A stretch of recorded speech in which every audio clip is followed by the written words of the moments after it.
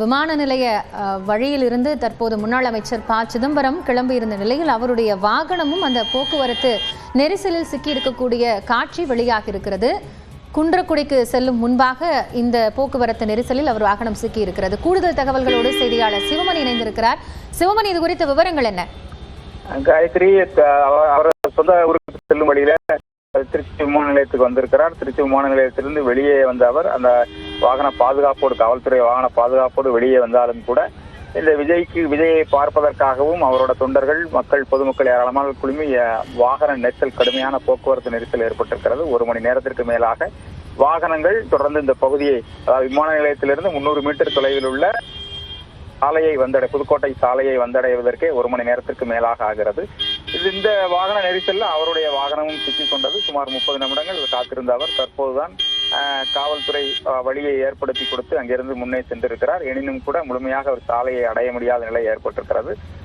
இந்த நிலையில 30 நிமிடங்களுக்கு மேலாக முன்னாள் அமைச்சர் சிதம்பரத்தினுடைய வாகனம் சிக்கிக் கொண்டது. இன்னும் முழுமையாக ஒரு வாகனம் சாலையை சென்றடையாத நிலையே காணப்படுகிறது. காயத்ரி, இதனுடைய பரப்புரை வாகனம் விமான நிலையத்திலிருந்து எவ்வளவு தூரத்துல தற்போது இருக்கு? இன்னும் அந்த பரப்புரை நடைபெறக்கூடிய மரக்கடை பகுதிக்கு போகணும்னா எவ்வளவு நேரம் ஆகும்? அதனுடைய பயண திட்டத்துல இப்ப போக்குவரத்து நெரிசல்னால என்னென்ன பாதிப்பு ஏற்பட்டிருக்கு?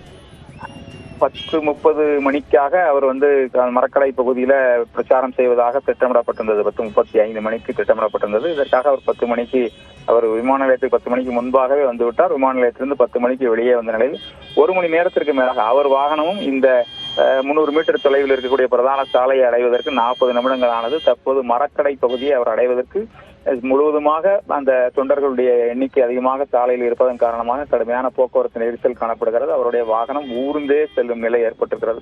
தற்போதுதான் அவர் டிவிஎஸ் டோல்கேட் பகுதியை அடைந்திருப்பதாக தகவல் வெளியாகி இருக்கிறது. இன்னும் அங்கிருந்து 3 கிலோமீட்டர் தொலைவுக்கு செல்ல வேண்டிய நிலை. அப்படிங்கிற நிலையில அவர் மேலும் இன்னும் 1/2 மணி நேரத்திற்கு மேலாக, அதாவது சாலையில அவருடைய தொண்டர்கள் முழுமையாக வழியை விட்டு நின்று அவர் கையசைத்து செல்வதற்கு மட்டும் அனுமதி அளித்தால் மட்டுமே இன்னும் 30 நிமிடங்கள் மரக்கடை பகுதியை சென்றடைய முடியும். ஏற்கனவே 1 மணி நேரம் தாமதம் அப்படிங்கிற நிலையை இருக்கக்கூடிய 11 மணி ஆகிவிட்டது. 1/2 மணி நேரம் தாமதம் என்ற நிலையில இன்னும் 1/2 மணி நேரம் ஆகும் அப்படிங்கிற நிலை இருக்கிறது. சாலை முழுமையாக போக்குவரத்து நெரிசல், கடுமையான போக்குவரத்து நெரிசல் காணப்படுகிறது. விமான நிலையத்துக்கு வருவோரும் விமான நிலையத்திலிருந்து செல்வோரும் இதனால் பாதிக்கப்பட்டிருக்கிறார்கள்.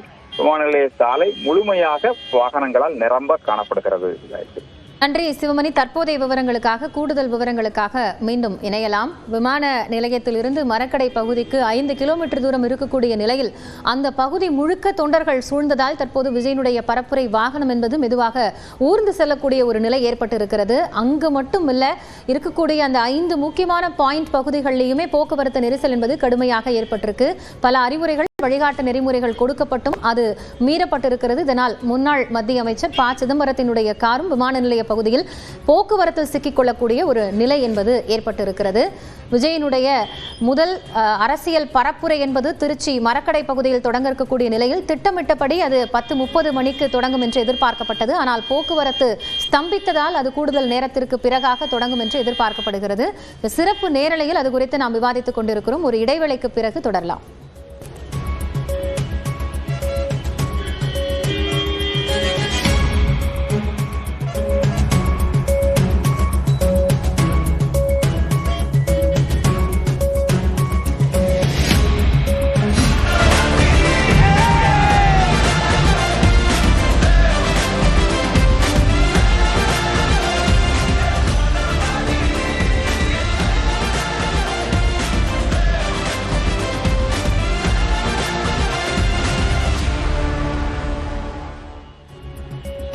வெற்றி கழக தலைவர் விஜயனுடைய மக்களை சந்திக்கும் சுற்றுப்பயணம் திருச்சியில் தொடங்கி இருக்கிறது. விமான நிலையத்திலிருந்து அவர் முதல் இடத்தில் பேசக்கூடிய அந்த மரக்கடை பகுதிக்கு அவர் சென்று கொண்டிருக்கிறார்.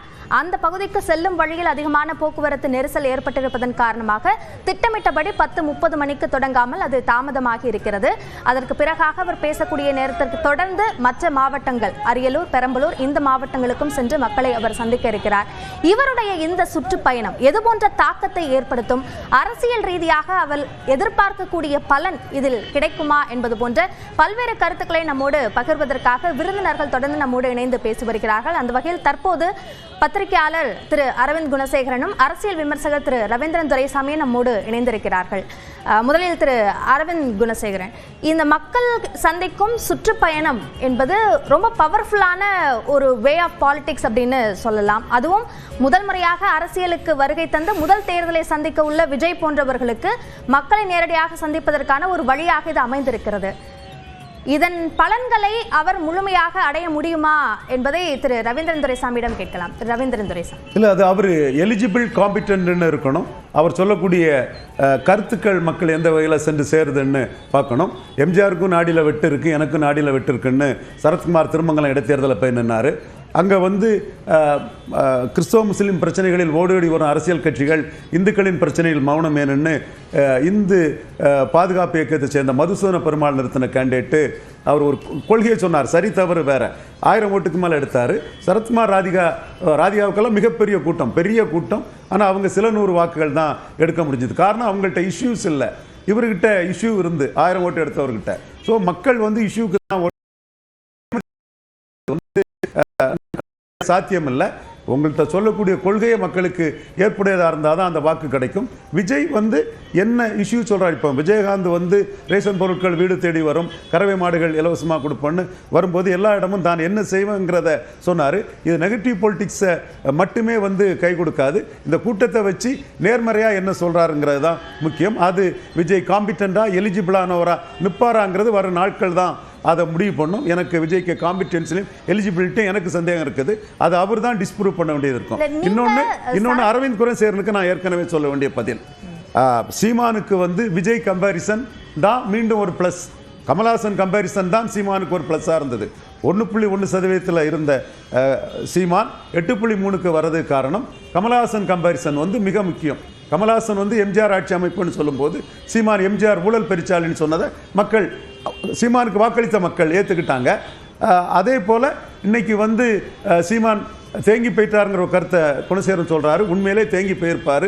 அந்த ஈரோடு கிழக்கு களத்தில் எடப்பாடி தனக்கும் கொங்கு மண்டலத்தில் தனக்கும் சீமானுக்கும் வித்தியாசம் இருக்காதுன்னு களத்தை விட்டு ஓடாமல் இருந்திருந்தாலும் அண்ணாமலை கண்டஸ்ட் பண்ணியிருந்தாலும் தேங்கி போயிருப்பார். நான் நடந்த உண்மையை சொல்கிறேன். இதில் இன்டெலெக்சுவலி டிஸ்ஆனஸ்ட் பீப்புள் தவிர யாருமே நடந்த விஷயத்தை மறைக்க முடியாது. களத்தை சீமான் கிட்ட அண்ணாமலையும் எடப்பாடியும் விட்டுட்டு போனது தான் சீமானுக்கு ப்ளஸ்ஸு. அதே மாதிரி களத்தை தினகரனும் கமல்ஹாசனும் விட்டுக்கிட்டு போனது தான் சீமான் 8.3 வந்திருக்கிறாரு. கடந்த கால ஆதாரத்தோட தரவுகளோட சொல்கிறேன். ப்ரெடிக்ஷன் அவர் இன்னும் என்ன வேணாலும் ப்ரெடிக்ட் பண்ணலாம், அவர் உரிமை. நடந்ததை யாரும் மறுக்க முடியாது. இன்னொன்று குணசேகரனுக்கு கருத்துக்கு நான் மறுப்பா என்ன சொல்கிறேன்னா, அந்த ஈரோடு கிழக்குங்கிறதும் விஜய் கம்பாரிசனும் கிடைக்கலன்னா சீமானுக்கு அடுத்து வரக்கூடிய பெரிய பூஸ்டர் வராது.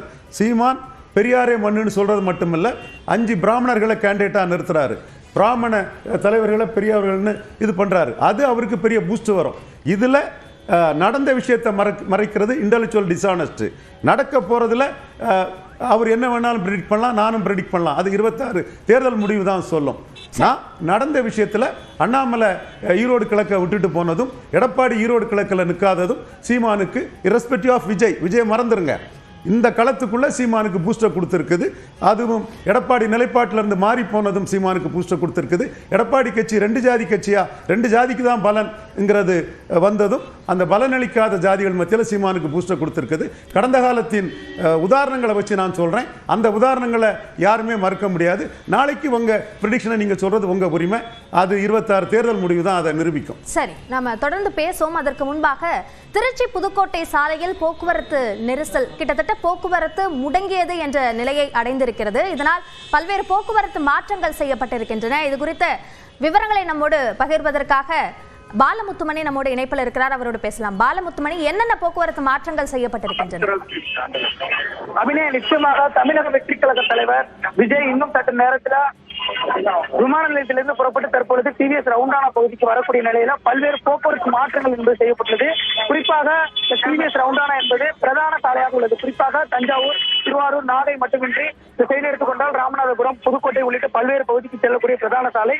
இங்கிருக்கும் போக்குவரத்தானது மாற்றம் செய்யப்பட்டுள்ளது. தற்பொழுது பஞ்சப்பூர் பேருந்து நிலையத்தில் இருந்து அந்த பேருந்தானது ரிங் ரோடு வழியாக மாத்தூர் ரவுண்டானில் இருந்து புதுக்கோட்டை உள்ளிட்ட பல்வேறு பகுதிகளுக்கு செல்வதற்கான மாற்றம் என்பது அறிவிக்கப்பட்டது. தற்பொழுது விஜய் ஏர்போர்ட்ல இருந்து புறப்பட்டு தற்பொழுது சாலை மார்க்கமாக வந்து கொண்டிருக்கக்கூடிய நிலையில 5 கிலோமீட்டர் உள்ள இந்த சாலையில் உள்ள அந்த போக்குவரத்து அனைத்து மாற்றம் செய்யப்பட்டது. குறிப்பிட்டு சொல்ல வேண்டும் என்றால் கனரக வாகனங்கள், கனரக போக்குவரத்து மட்டுமின்றி பேருந்துகள் அனைத்தும் இந்த மாற்றத்திற்கு உட்படுத்தப்பட்டுள்ளது. குறிப்பாக கார், பேருந்து, பைக் உள்ளிட்ட வாகனங்கள் மற்றும் இந்த பிரதான சாலை வழியாக இயக்கம் செய்யப்பட்டுள்ளது. தற்பொழுதிலிருந்தே அந்த தொண்டர்களின் கூட்டம் என்பது அதிகரிக்க தொடங்கியுள்ள நிலையில ஏராளமான சாலை ஆக்கிரமித்து இங்கு முழுமையான போக்குவரத்து முடக்கம் என்பது ஏற்பட்டுள்ளது. ஆம்புலன்ஸ் மட்டுமே வழியே அனுமதிக்கப்பட்டு அதுவும் ஒரு மிதமான வேகத்திலேயே செல்லக்கூடிய ஒரு நிலைதான் நிலவி வருகிறது. அபிநயா, விரிவான விவரங்களுக்கு நன்றி பாலமுத்துமணி.